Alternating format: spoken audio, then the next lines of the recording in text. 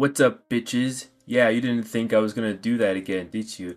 Yeah, we're back with episode 10 of the FNaF Fangame tutorial series. So we'll be doing one last type of AI that I think is common in fan games, and that's mask characters. Now this will go over the mask as well as how to typically approach characters who you have to deal with using the mask. For this video, I'll be using Balloon Boy, since Balloon Boy as characters who jam your utilities is also a very common thing amongst fan games. So this episode will kind of go over all of those aspects of a character at once. So first, we need to get our mask itself set up. If you remember how the camera flipping worked all the way back in episode 5, using the mask is going to be a very similar principle to that. So first, we'll make an active object for the mask flip animation. We'll set up the frames for these flip frames the same way we set up our cam flip frames. Be sure to set the animation speed to 0, since as with before, we'll manually be changing the animation frames for the flip animation. There's a few settings we'll want to tamper with this object as well. First, uncheck follow the frame, since we don't want the flip animation to move along with the office. We'll also want to make a mask on flag, just like how the cam flip object has a cams on flag. And of course, turn off visible at start so that the first frame of the flip animation isn't visible by default. Alright, we're going to make a new group in our event editor titled mask, which is where all our mask code will go. Actually, I forgot to add the hover button to indicate that the player can use the mask. So real fast, we're going to just quickly add that. We can actually just clone our cam hover button and then readjust its position and then change its asset. Now, a lot of fan games have it to where you can toggle both the cams and mask from the bottom of the screen, but I'm going to place the mask button on the top because I want the player to use the mask by lifting their mouse upwards. So now we're going to start adding in some code, and this will check if the user's Y mouse is below a certain number. A good one would probably be 70. Then we'll slap on an only one action when event loops condition in there. So compared to our line where this toggles the cams, this line is going to be pretty minimal. So all that we really have to do is make an action that toggles our mask on flag. Then we'll add an action to rig the mask to appear. One other thing as well, and this is kind of obvious, but we don't want the player to utilize the cameras and the mask at the same time. So in this line here, we're just going to add a condition that checks if the cams on flag in our cam flip object is off. Then if we backtrack to our cameras group, we're going to add a condition into the line that toggles the cameras that checks if the mask on flag in our mask object is off. So to make these next set of lines easier for ourselves, since a lot of it is copying stuff from the cams, we're going to copy these 3 lines that change the frames and make the camera disappear at times and paste this into our mask group. Now obviously, for every instance of the cam flip object in these lines, we'll want to replace every instance of that with the mask object. We'll also want to ensure this condition checking for the highest number of frames while the mask is being put on is correct to the max number of frames that the mask object has rather than the frames of the cam flip object. If they're the same, just leave it, but otherwise make sure that also gets updated. We also want to change this condition in the line that hides the mask, since we want the mask to stick around after it's fully on instead of just disappearing. So we'll just check for if the current frame of the mask object is equal to 0. So now if we run the game, we can see that the mask is fully functional. Now this isn't a requirement, but I would recommend doing these next couple of steps just for visual clarity on when you can use the mask in cameras. So in our cameras group, whenever the cams are toggled, we'll want to either show or hide the mask button. Now we could make whole other lines for this, but personally what I like to do is set the transparency of these objects using an equation, and we'll set this in the same line where the cams are toggled. So at the bottom of these actions, add a new action that changes the alpha blending coefficient of the mask button, and this will be a pretty simple equation. We'll take the cams on flag of our cam flipped object and multiply this by 255. So essentially what this will do is make our mask button fully visible or fully invisible depending on what the cams on flag is. So if the cam is turned on, the transparency is set to max, but when the cams are turned back off, that transparency is set back to 0, which is fully visible. So do the same thing in the mask group, but apply it to the camera button instead, and make sure that you're using the mask on flag from the mask instead. So now if we run the game, the cam and mask buttons are appearing and disappearing. So with that done, we can start on adding in the mask character, which is Balloon Boy. Now to make things a bit faster, I'm actually going to prevent giving BB any camera assets, which makes sense since he doesn't appear in cameras in FNAF 2 anyways. Instead, we're going to make a new active object in our office layer and add in BB's render, because I'm going to give BB an attack in the office like the Withered animatronics in FNAF 2.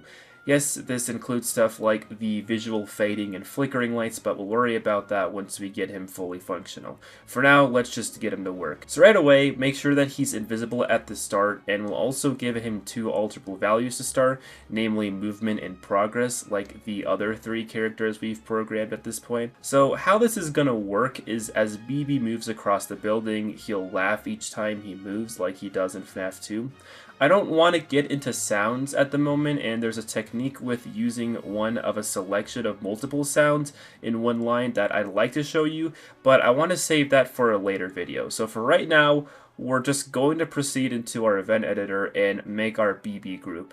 Make the setup code for getting his movement timer set up. I don't really think I need to explain this part. You should have done this multiple times at this point. We'll also set up his movement timer constantly depleting by 1. For this condition, on top of checking for BB's AI being over 0, we'll also just add a condition now to check if his progress value is lower than 4. If you want, obviously, you can make this a different number, but this is just so whenever we do want BB to attack the player in the office, that he doesn't progress through his normal movement timer during this. We'll then check for when BB's movement timer has reached 0, and this is probably a breath of fresh air, because all we got to do right now is add 1 to his progress value, and then take the action initially setting his movement timer and just copy that into the actions for this line. Now we're going to make a new line checking if BB's progress value is equal to 4, and then adding an only one action when event loops condition. So whenever Balloon Boy attacks, we'll want to activate a flag that's basically saying that he's in the office. The reason for this is because we'll want Balloon Boy to prevent us from accessing the cameras until he leaves, like ambush characters in FNAF 2 do. So we'll add in an attack flag onto Balloon Boy, and we're also going to add a kill timer alterable value, since obviously if the player doesn't react in time to BB, he'll end up disabling stuff. So to first account for when Balloon Boy attacks the office, we're going to go back to our cameras group and add a condition in that checks for if Balloon Boy's attack flag is off. This will make it so if Balloon Boy is attacking, we can't access the cameras. We also want to add in another scenario in this line to make it so if the cams are on and BB gets in the office, to make the cameras be forced down. So we'll add in an orological condition and then check underneath this if BB's attack flag is on. Then we'll check if the cams on flag is on. We'll also put an only one action when event loops condition in there too. So this will make it so when BB attacks in the office, it'll not only force the cameras down if they're on, but it'll also prevent us from going back into cameras until he leaves. So with that done, we'll go back to BB's code and add in an action to this line here, which will set Balloon Boy's attack flag to on. Making another new line, we'll check if BB's progress is still equal to 4 and if the mask is off. While this is true, we'll add 1 to Balloon Boy's kill timer. So the moment that the player puts the mask on, Balloon Boy's kill timer will stop going up. Now something else that we should do is make it so when the player does put the mask on for a Balloon Boy, that they can't take it back off until BB leaves, similar to how FNAF 2 does it. So to compensate for this, we're going to backtrack to our mask group and add in a condition to the line that toggles the mask and check for if Balloon Boy's attack flag is off. Then we're going to add an orological condition that lets us set up an alternative scenario, and we're just going to drag all of these other conditions into the line number to copy them below this orological condition. Now in this bottom set of conditions, negate this flag condition so it checks if BB's attack flag is on, and then we'll also change this condition checking if the cam on flag is off to checking for if the mask on flag is off. This will make it so when BB is attacking, we can only toggle the mask if we have it off. That way, it's locked in place until Balloon Boy leaves, in which we can freely use it again. I'm going to also now make a leave timer alterable value for Balloon Boy, since we're about to start handling him leaving the office in a quick second. So make a copy of the line adding to BB's kill timer and change the condition checking if the mask is off and negate it to check for if it's on. And for the action, we'll have Balloon Boy's leave timer continuously going up by 1. Now for this next line, we'll check for when BB's leave timer has exceeded a certain value. I went ahead with 60, though you can make the attack last a bit longer if you'd like. I would just recommend not making this any longer than 2 seconds. Don't make these attacks last like 4 to 5 seconds like how FNaF 2 does. We'll also plop an only one action when event loops condition in here. Something I actually forgot to do for this line that activates BB's attack flag is make him appear in the office, so I'm just gonna do that real quick. Kind of funny how often I forget to do basic shit in my own game. Okay, so a few set of actions for this BB leave timer has exceeded 60 line. First, make him disappear since he's leaving the office. Then reset his progress to 0, reset both his kill and leave timers to 0 on top of that. Then lastly, make sure to set his attack flag to off.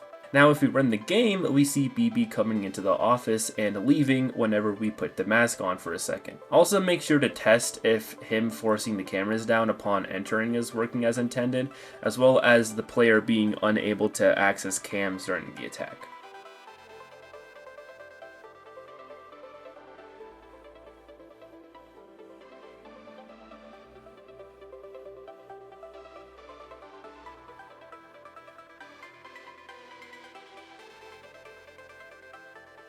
So now we're going to set up the scenario for when Balloon Boy's kill timer reaches a threshold.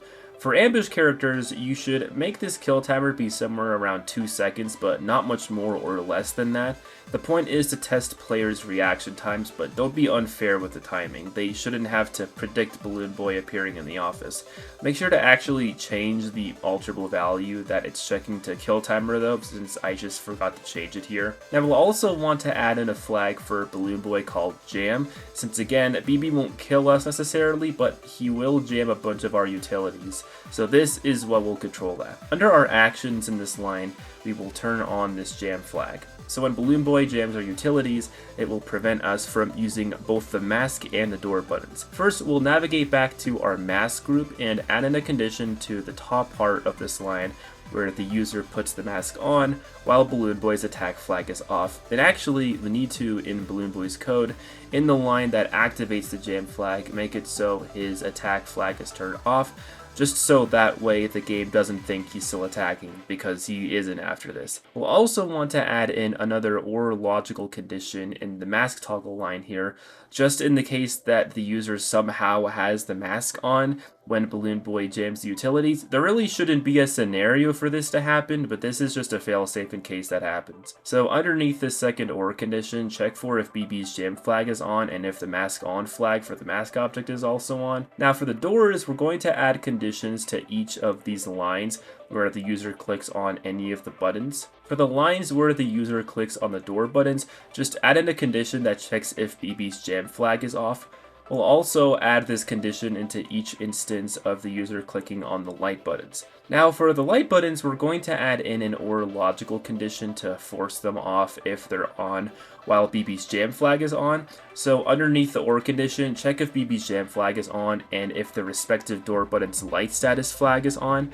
You can do this same set of conditions if you also want the doors to be forced open whenever Balloon Boy jams the utilities. It's the same order of steps, just with the button's door status flag instead, but I'm just deciding to keep the doors the way they are when BB jams the utilities.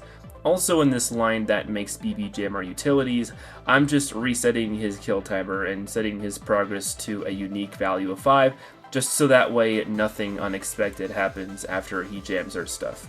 So now if we run the game, we can see that the mask and door buttons are no longer usable if he successfully jams our utilities.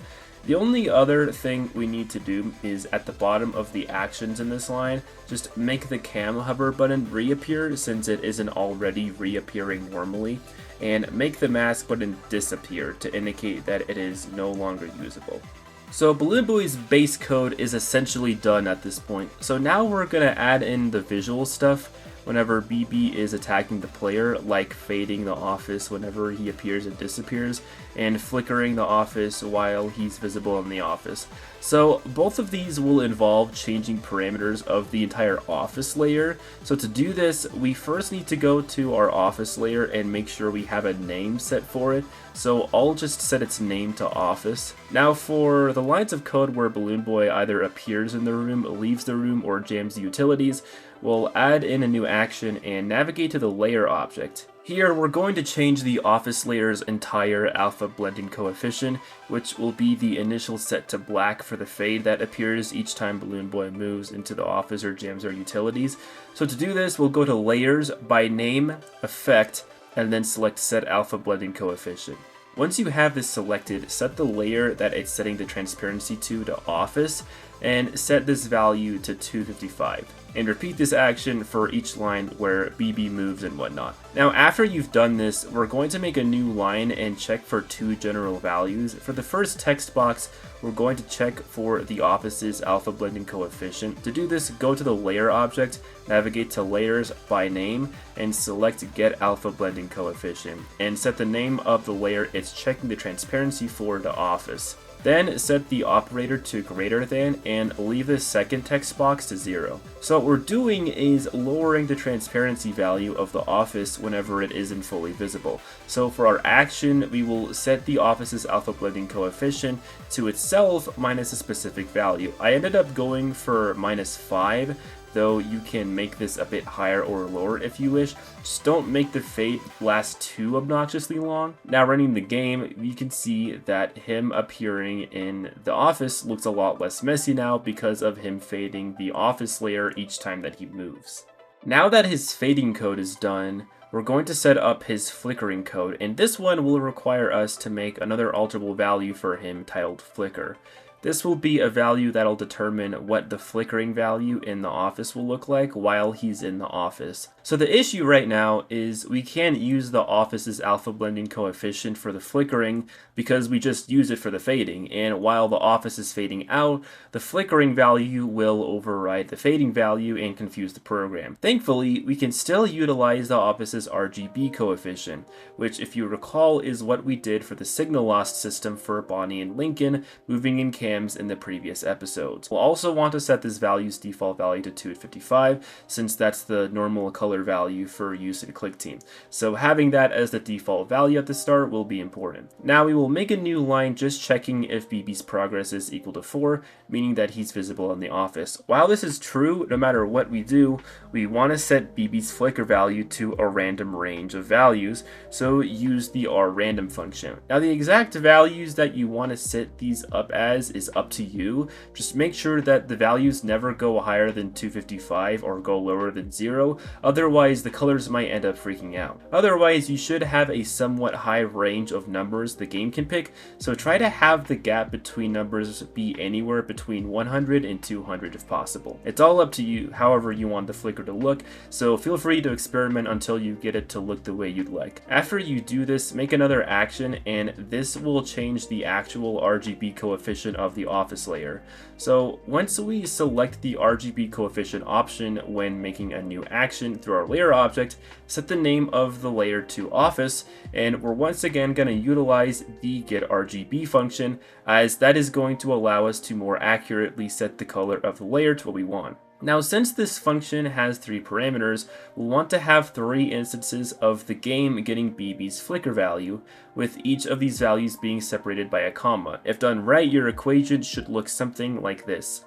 Lastly, before testing this out, we'll want the RGB coefficient to reset after BB leaves the office or jams the utilities, since that's when he's done attacking. So under those 2 lines, add in a new action that just sets the RGB coefficient of the office layer to get RGB 255, 255, 255, since that's, again, the default normal color view. Now from here, we can run the game and see that the office flickers every time that Balloon Boy is visible inside of the office. Again, it should be noted that the fading and flickering exist at the same time, which is why we need to utilize both the office layer's alpha blending coefficient and RGB coefficient at once. And that will once again do it for this episode. So I think we're past the point where you guys can probably make reliable animatronic AIs. I might do a couple more of these down the road, like as intermediate tutorials and whatnot. Like I might do a Springtrap AI. I'm probably going to make an AI on cam shutoff characters, since that's also a relatively common AI type due to a lot of people making FNaF Fangames and stuff like that. But for now, I'm going to leave it here. I think for the next video, I'm going to go over the basics of making a 6 a.m. screen, or more so, how to set up night progression after completing nights. So that next episode is probably going to be quite short, especially if you've already been messing with any stuff on your own. It's not really that hard.